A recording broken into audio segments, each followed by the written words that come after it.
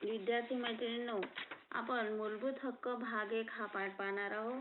आधीच्या भागात आपण पाहिलं होतं स्वातंत्र्याचा हक्क आणि आजच्या भागामध्ये आपल्याला पाहायचा आहे शोषण विरुद्धचा हक्क. आता शोषण विरुद्ध म्हणजे काय, तर आपलं जे काही आपली पिळवणूक केल्या जाते, आपल्याकडून जबरदस्तीने आपला हक्क हिसकावून घेतल्या जातो, त्याला म्हटलं आहे शोषण. तर शोषण थांबवण्यासाठी शोषणाला बळी न पडण्याचा, आपले शोषण किंवा पिळवणूक होऊ न देण्याचा हक्क म्हणजे शोषण विरुद्ध हक्क. आपले हक्क हिसकावून घेऊ नये, कोणीही हिसकावून घेऊ नये, आपली पिळवणूक कोणी करू नये, याच्यासाठी काही हक्क आहेत.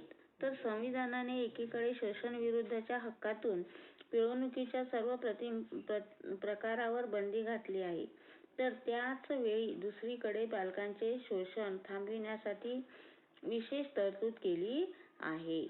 त्यानुसार 14 वर्षाखालील बालकांना शोषणाच्या ठिकाणी कामावर ठेवण्यास मज्जाव केला आहे. आता 14 वर्षाखालील जी बालकं आहेत त्यांना काम करण्यासाठी मनाई आहे, कारण ते बालक याच्यामध्ये गणल्या जातात, बालमध्ये गणल्या जातात ते.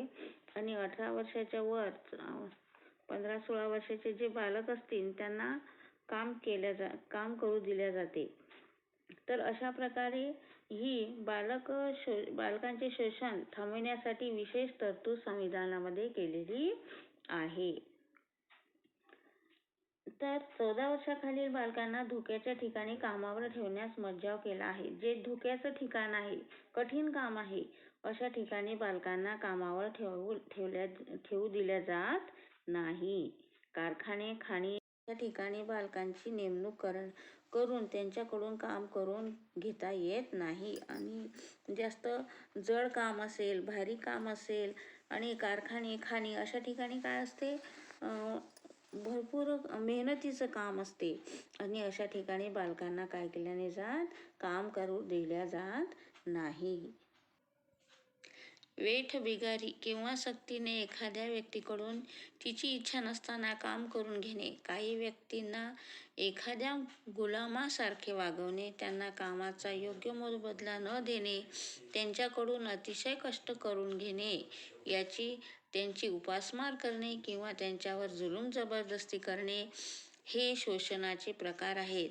शोषण साधारणतः महिला, बालके, दुर्बल समाज घटक आणि सत्ताहीन लोकांचे होते. कोणत्याही प्रकारचे शोषण असो त्याविरुद्ध उभे राहण्याचा हक्क हा हक्क आहे. कारण म्हणजे काही लोक काय करतात की कारखान्यामध्ये असो, म्हणजे जिथे काही भरपूर कामं असतील तिथे लोक काय करतात, बालकांना, महिलांना जुलूम जबरदस्ती करून त्यांच्याकडून कामं करून घेतात आणि त्यांना पाहिजे तो मोबदला सुद्धा देत नाही. आणि त्याविरुद्ध आपण काय केलं पाहिजे, हक्क आपला मागितला पाहिजे आणि त्याच्यासाठी आपण उभं राहिलं पाहिजे. भारताच्या संविधानातील समानतेच्या, स्वातंत्र्याच्या आणि शोषण विरुद्धच्या हक्कांचा आपण येथे अभ्यास केला. पुढील पाठात आपण आणखी काही मूलभूत हक्कांचा अभ्यास करणार आहोत.